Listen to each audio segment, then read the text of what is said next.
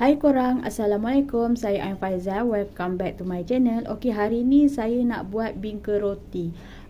Kalau sebelum ni saya pernah buat juga bingka roti, tapi masa tu saya buat bingka roti pandan. Tapi hari ni kat rumah saya tak ada daun pandan, jadi saya buat bingka roti biasa je lah. Orang kata tak ada perasa daun pandan. Lepas tu kadang-kadang kalau rumah saya tak ada daun pandan, saya letaklah pewarna kuning sikit bagi dia ada colour. Kali ni saya tak letak pewarna kuning, saya nak try letak pewarna merah sirap. Tapi tak tahulah kalau rasa dia jadi pelik ke apa kan. Sebab kalau pewarna kuning ke hijau ke dia tak ada rasa. Kalau pewarna merah sirap ni kan dia sirap, kadang-kadang dia ada rasa wangi-wangi macam tu yang rasa sirap. Saya tak tahu apa kesan kepada bingka roti saya nanti, tapi saya nak cuba. Okey, bahan-bahan yang saya perlukan untuk buat bingka roti. First, tentulah roti. Saya guna roti Gardenia saiz kecil. Satu plastik roti Gardenia. Semua tu lah saya akan guna semua. Lepas tu kemudian saya perlukan 3 biji telur, 1 cawan tepung gandum, 1 cawan air. Kalau kita buat bingka roti pandan, kita guna 1 cawan air daun pandan. Tapi sebabkan tak ada daun pandan, saya hanya guna 1 cawan air biasa sahaja. Lepas tu gula 1 cawan, kemudian santan 2 cawan. 2 cawan santan pekat. Santan pekat ni saya guna macam ni, santan kara je. Saya guna 2 kotak santan kara yang saiz kecil. Jadi dia 2 cawan santan pekat. Kemudian kita beralih ke sini. Yang tepi ni 1 sudu besar tepung jagung. Kemudian 1 sudu setengah kecil esen vanila. Korang faham tak? Kita guna 1 sudu kecil, lepas tu tambah lagi setengah sudu kecil. 1,5 sudu kecil esen vanila. Saya harap korang faham lah. Lepas tu 1 sudu besar margarin. Lepas tu 1 sudu kecil garam. Kemudian ni pewarna sirap, pewarna merah sirap, 1 sudu besar. Yang 1 sudu besar ni pun saya tak pasti. Masa nak tuang dekat bancuhan tu nanti saya kena tengok okey ke tidak. Saya pun tak pasti 1 sudu besar tu okey ke tidak. Nanti kita tengoklah. Yang ni margarin ni untuk nanti saya letak dekat atas bancuhan bingka roti tu nanti. Ini kemudian lah, ni bukan kek asing, ni kemudian. Jadi inilah bahan dia.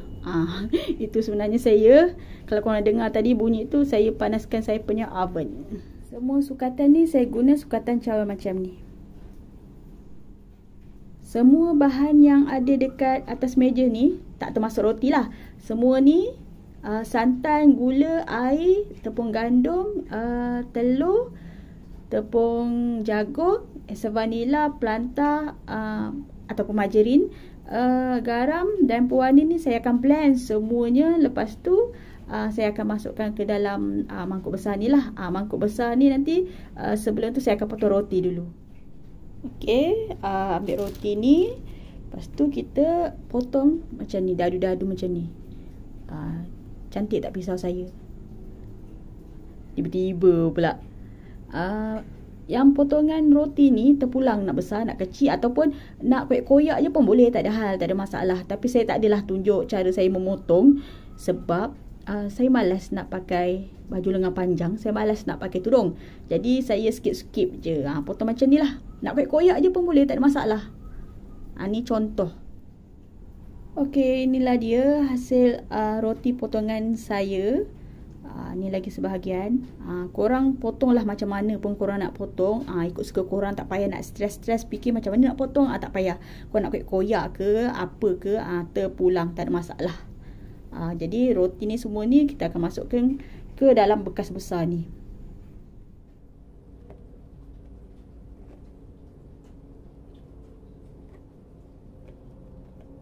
Okey, settle. Kita letak tepi dulu. Biar dia dekat situ. Lepas tu papan pemotong dengan pisau kita boleh letak tepi. kita nak blender semua ni, bahan-bahan ni. Macam biasa kita guna blender Champion. Okey, kita masukkan telur.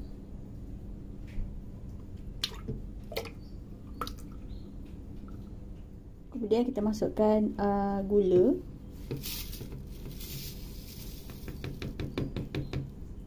Seterusnya saya masukkan tepung gandum 1 cawan. Wah, akbar. Macam inilah kalau buat kerja sebelah tangan. Seterusnya tepung jagung 1 sudu besar. Garam 1 sudu kecil. Seterusnya santan 2 cawan santan pekat. Seterusnya air 1 cawan. Esen vanila 1,5 sudu kecil. Margarin 1 sudu besar. Lepas tu pewarna sirap 1 sudu besar. Saya redah aja ni. Patutnya saya letak sikit-sikit, tapi saya malas, saya letak je 1 sudu besar. Apa kejadian nanti kita reda je lah. Jadi ni semua bahan tadi yang ada atas meja tadi saya dah masukkan dalam blender ni semua sekali. Kita blender. Lepas dah blender nanti kita curah kat dalam tu dekat roti tu. Okey, bahan-bahan ni saya akan blender. Okey, loyang saya dah siap-siap sapu dengan margarin. Sambil-sambil tu jangan lupa panaskan oven.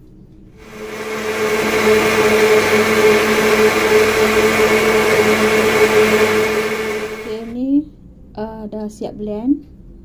Kita curah je dekat dalam mangkuk besar ni yang ada roti. Kita curah je. Bila kita dah curah macam ni, kita gaul.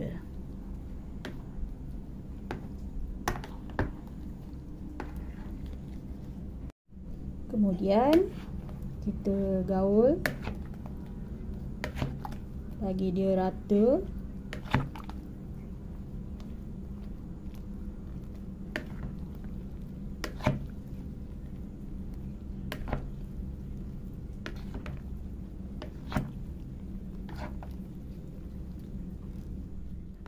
Bila kita dah gaul rata, kita rendam roti ni dengan bancuhan tu dalam 10 hingga 15 minit. Bagi dia mesra lah orang kata.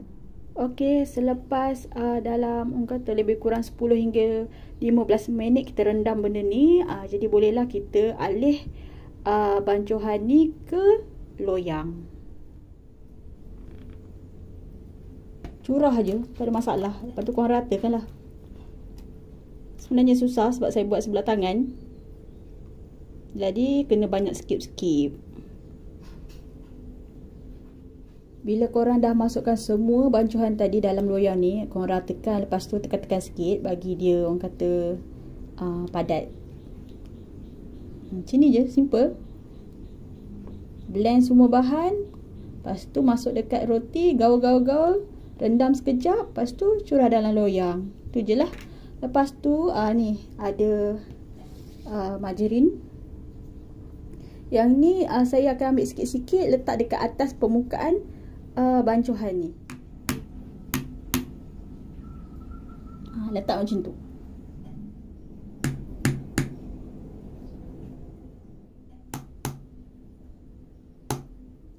Okey, bila korang dah orang kata dah tuang bancuhan dalam loyang, dah padat-padatkan, dah ratakan, lepas tu korang letak margarin. Orang kata letak margarin merata lah, sana sikit sini sikit macam tu. Sikit je, jangan banyak-banyak. Tujuan dia orang kata lah, bukan saya, orang kata untuk mencantikkan permukaan atas dia lah.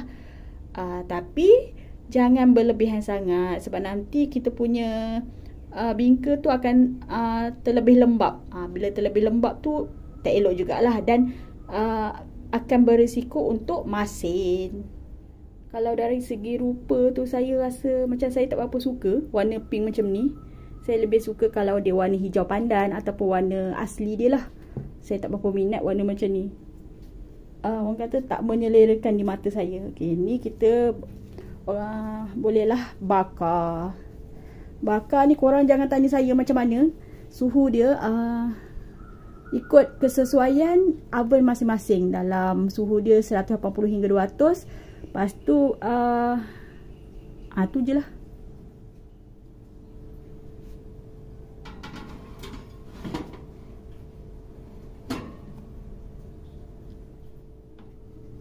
Kita bolehlah bakar dalam masa lebih kurang 45 minit hingga 1 jam ataupun sehingga masak lah. Ikut kesesuaian korang punya oven masing-masing. Okey, kita tunggu je lah sampai dia masak. Harap-harap menjadi tak hampir. Lama dah tak buat ni. Macam biasalah di sebalik tabir. Setiap kali buat kuih muih ke kek ke apa ke, macam ni lah di sebalik tabir. Berlonggok pinggan mangkuk. Settle cuci pinggan mangkuk yang bertimbun tadi tu. Masih lagi menunggu bingka roti saya siap. Tak tahulah macam mana kejadiannya nanti. Kalau saya buat bingka roti pandan, sekarang ni rumah saya satu rumah dah bau semerbak haruman daun pandan. Tapi ini tak adalah sebab bukan daun pandan kan. Nampak dah macam api neraka kat dalam tu, merah. Saya risau sebenarnya saya punya oven ni. Sebab kadang-kadang oven saya ni gila. Dia panas tapi dia punya meter tu tak berjalan. Jadi kita sangka lambat lagi. Sebab dia tak bergerak kan. Padahal orang kata sepatutnya mungkin dah masak, dah cukup masak. Tapi sebabkan kita tengok meter dia masih jauh lagi tu, kita fikir lambat lagi nak masak. Padahal dah rentung.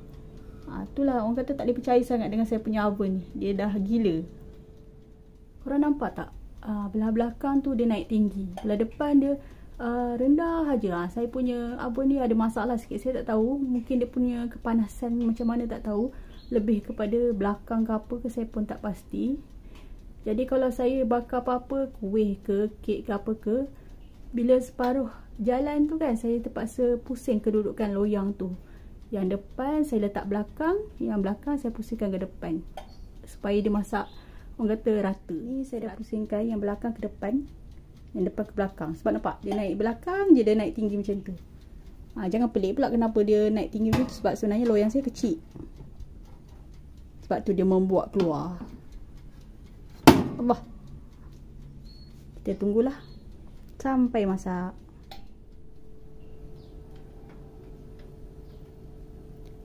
Inilah kejadiannya selepas 1 jam. Saya tinggalkan macam tu je. Saya pergi rumah mak saya tadi.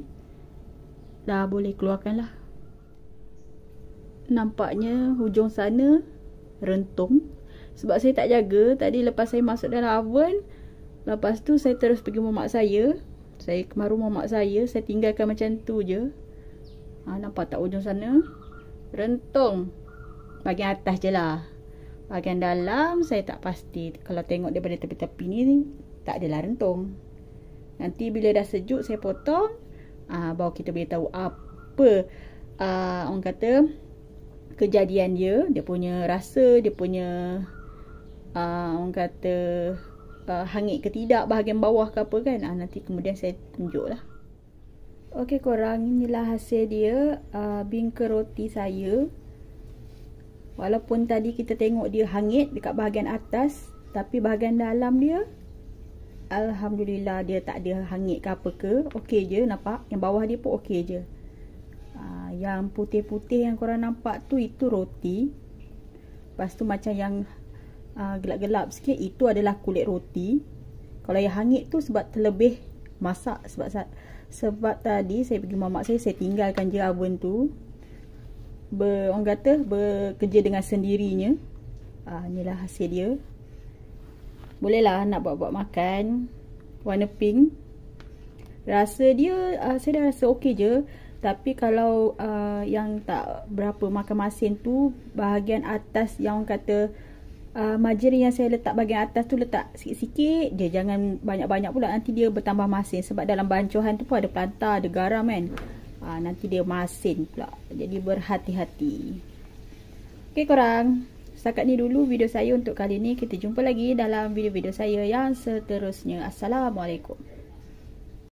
Jangan lupa like, share, comment and subscribe. Bye.